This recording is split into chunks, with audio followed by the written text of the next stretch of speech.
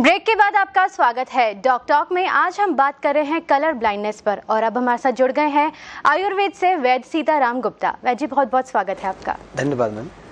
वैद्य जी, आयुर्वेद में आप क्या कारण मानते हैं कलर ब्लाइंडनेस होने के?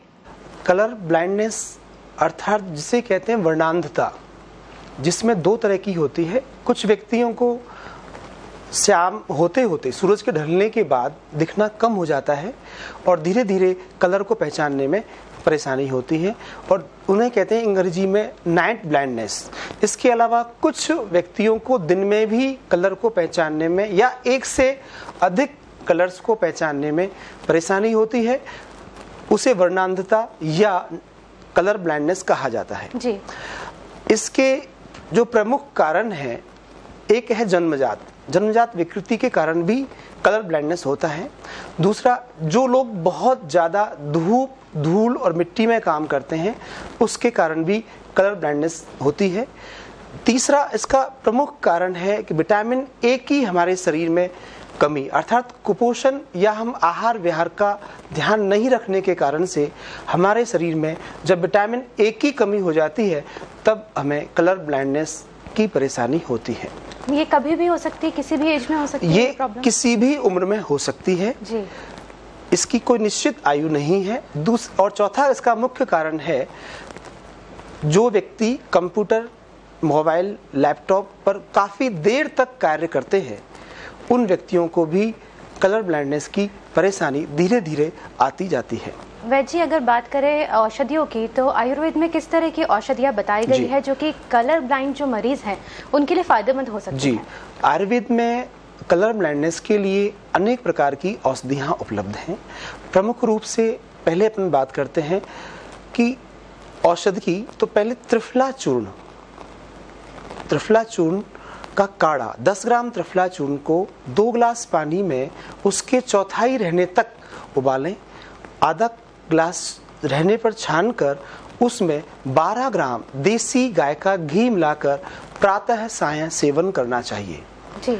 उससे अत्यधिक लाभ होता है। दूसरा, इसका औषध इसकी है कि त्रिफला चूर्ण 6 ग्राम, उसके साथ 1 चम्मच देसी गाय का घी और 2 चम्मच शहद, इन तीनों को मिक्स करके प्रातः सायं मरीज को लगातार सेवन करने से 2 से 3 माह के अंदर अत्यधिक लाभ मिलता है। इसके साथ ही त्रिफला चूर्ण को 3 ग्राम से 5 ग्राम की मात्रा में प्रातः और सायं को 1 गिलास ठंडे पानी के साथ सेवन करने से भी अत्यधिक लाभ मिलता है। साथ में गाजर का जूस भी इसमें अत्यधिक लाभकारी होता है। चौथा इसका उपाय है कि आप 10 काली मिर्च, 10 सफेद मिर्च, 5 ग्राम अपामार का चूर्ण और 1 चम्मच शहद, इन चारों को मिक्स करके प्रातः और सायं लगातार सेवन करना चाहिए।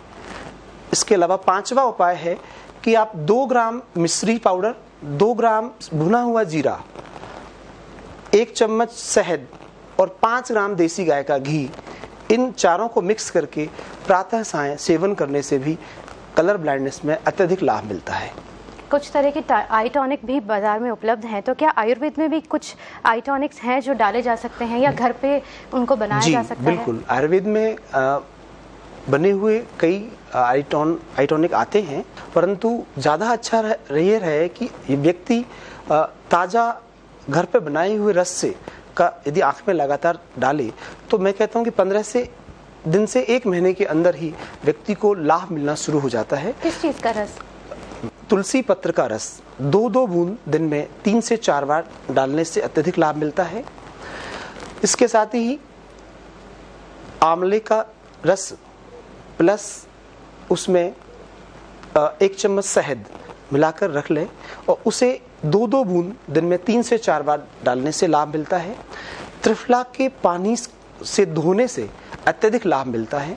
साथ ही हरा धनिया, लेकिन उसका ताजे धनिए का ही हमेशा रस निकालने से और 2-2 बूंद हरे धनिए के रस को दिन में 4 से 5 बार डालने पर 10 से 15 दिन में ही व्यक्ति को लाभ मिलना शुरू हो जाता है। इसके साथ ही बथुए के रस का भी प्रयोग कर सकते हैं। इसके बाद आयुर्वेद में अपामार्ग बहुत उपयोगी मानी गई है। अपामार्ग का काढ़ा बनाकर उसके छान करके, कपड़े से छानकर, ताकि उसके एक भी कण ना रहें, और आंख में डालने से भी अत्यधिक लाभ मिलता है जी। छोटी मधुमक्खी के शहद को एक एक बूंद हम आंख में लगातार डालें, वह अत्यधिक लाभ मिलता है जी। वैद्य जी, अगर हम इलाज की बात करें तो आपने कुछ नुस्खे तो बताए हैं, तो क्या पंचकर्म जो तकनीक है वो भी इसमें फायदेमंद हो सकती है? पंचकर्म तकनीक इसमें अत्यधिक लाभकारी है।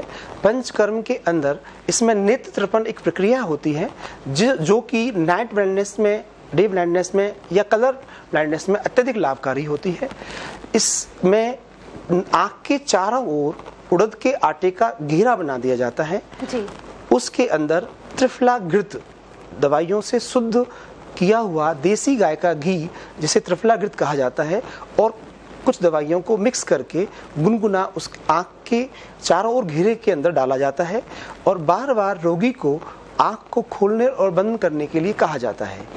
इस प्रक्रिया में लगभग 40 से 50 मिनट लगती है। इसे लगातार 2 से 3 हफ्ते करने पर अत्यधिक लाभ मिलता है। क्या ये प्रॉब्लम पूरी तरह से सॉल्व हो सकती है? बिल्कुल। देखिए, ये प्रॉब्लम एक कारण से नहीं होती है। विटामिन ए की कमी इसका मुख्य कारण है। इसमें आहार विहार प्लस हमारे को प्रॉपर न्यूट्रिशन, और साथ में यदि पंचकर्म किया जाए तो निश्चित रूप से रोगी को पूर्ण लाभ मिलता है। पूरी तरह से प्रॉब्लम सॉल्व हो सकती है। और अगर जन्मजात किसी मरीज को ये दिक्कत है कलर ब्लाइंडनेस की, तो क्या वो भी इससे सॉल्व हो सकती है? यदि जन्मजात किसी बालक को कलर ब्लाइंडनेस की परेशानी है तो वह भी बिल्कुल ठीक हो सकती है, परंतु उसमें कम से कम उसको 6 से 8 महीने का समय लगता है। जो उपाय बताए गए हैं उनका प्रॉपर सेवन करें। साथ में अब आते हैं विहार की बात। विहार अर्थात हमें किस प्रकार से अपनी दैनिक दिनचर्या में हमें कार्य करने चाहिए जिससे कि कलर ब्लाइंडनेस की परेशानी नहीं हो। पहली बात, हम सुबह प्रातः हरी धूप में घूमें, वह भी हमारे लिए बहुत लाभकारी होता है। साथ में कंटिन्यू हमें लगातार किसी भी एक स्थिति में कार्य को नहीं करना चाहिए। बीच बीच में हमें आंखों की एक्सरसाइज करते रहना चाहिए। प्लस आंखों की एक्सरसाइज के लिए हमें ऊपर नीचे, लेफ्ट राइट, ऊपर नीचे, रोटेट एंटी रोटेट आंखों की एक्सरसाइज जब हम करते हैं तो इससे हमारी आंखों की जो मांसपेशियां मजबूत होती हैं, यह भी हमारे को कलर ब्लाइंडनेस में अत्यधिक लाभकारी। और ये नॉर्मली भी सबको करनी चाहिए। और ये सबको करना चाहिए। कितनी देर के लिए करनी चाहिए एक्सरसाइज? इस एक्सरसाइज में मुश्किल से 5 मिनट लगता है। हम 5-5 बार, कम से कम 5-5 बार दिन में 2 से 3 बार करें तो हमें अत्यधिक लाभ मिलेगा। क्या कोई और योग या प्राणायाम भी लाभकारी हो सकते हैं कलर ब्लाइंडनेस के लिए? आयुर्वेद में कई प्रकार के योग और प्राणायाम बताए गए हैं जो कलर ब्लाइंडनेस में अत्यधिक लाभकारी हैं। जिसमें योग आसन की अपन बात करें तो शीर्षासन इसमें अत्यधिक लाभकारी होता है। दूसरा, हम आंखें बंद करके ध्यान मुद्रा में बैठें और बिल्कुल एकाग्र स्थिति में बैठने के पश्चात पूरा ध्यान सांस पर लगाएं और ऐसा महसूस करें कि मेरे नेत्रों को, मतलब अब मेरे नेत्रों को पोषण मिल रहा है। मेरे अंदर एक पॉजिटिव एनर्जी आएगी जिससे हमारे ब्लड का संचार नेत्रों में पूर्ण रूप से होगा और कलर ब्लाइंडनेस में लाभ मिलेगा। साथ में एक प्राणायाम है जिसे कहते हैं भ्रामरी प्राणायाम, जो मैं भी आपको करके बता रहा हूँ। उस प्राणायाम का कलर ब्लाइंडनेस में मैं समझता हूँ अत्यधिक लाभकारी है। देखिए, अंगूठे को कान के अंदर डालें, पहली उंगली हमारे आईब्रो के पास, 2 उंगलियां आईज के ऊपर और लास्ट उंगली हमारे अपर लिप्स के पास, कमर गर्दन बिल्कुल सीधी करते हुए बिल्कुल नेत्र बंद करके और गहरी लंबी सांस लेंगे। सांस लेकर के हमें भ्रमरे की तरह गुंजायमान करना है।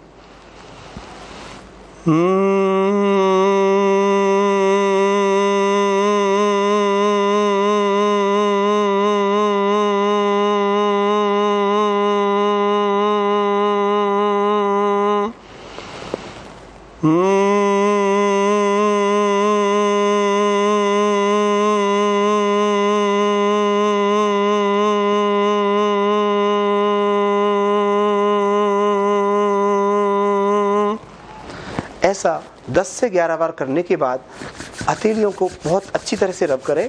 रब करते हुए आंखों का सेक करें और धीरे धीरे सेक करने के पश्चात हम धीरे धीरे आहिस्ता आहिस्ता हमें आंखें खोलनी चाहिए। इस प्रकार रोज प्रातः और सायं इस प्राणायाम को करने से कलर ब्लाइंडनेस में बहुत लाभ मिलता है। जी वैद्य जी, बहुत बहुत शुक्रिया आपका स्टूडियो में आने के लिए। बहुत अच्छे योग आज आपने हमको बताए हैं। अभी वक्त हो गया एक छोटे से ब्रेक का। ब्रेक के बाद जानेंगे कि होम्योपैथी में क्या है इलाज कलर ब्लाइंडनेस का।